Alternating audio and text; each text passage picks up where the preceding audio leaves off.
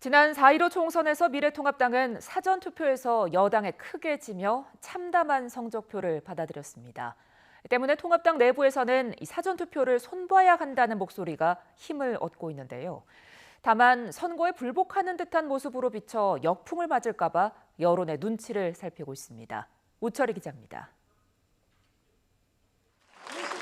21대 국회의원 선거 당일 미래통합당은 45.9%, 더불어민주당은 45.5%의 지지를 받았습니다. 하지만 사전투표함을 열자 결과는 뒤집혔습니다.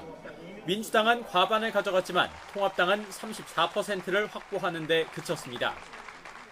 사전투표에서의 250만 표 격차가 통합당의 참패를 안긴 겁니다. 이런 문제를 공식석상에서 처음 제기한 건 당내 최다선인 정진석 의원입니다. 사전투표일에 맞춰서 후보 측에서 각종 모임을 만들어가지고 다른 지역의 투표를 동원하는 등 관권, 금권 선거의 허점에도 노출되어 있다. 정운천 의원 역시 사전투표 제도의 문제점이 심각한 상황에 이르렀다면서 앞장서서 목소리를 내고 있습니다. 사전투표율이 역대 최고를 기록하는 상황에서 투표일 전후로 중요 변수가 발생하면 민심이 왜곡될 수 있다는 게 가장 큰 이유입니다. 실제 지난 총선 막판에는 차명진 후보의 세월호 막말 논란이 큰 변수가 되기도 했습니다.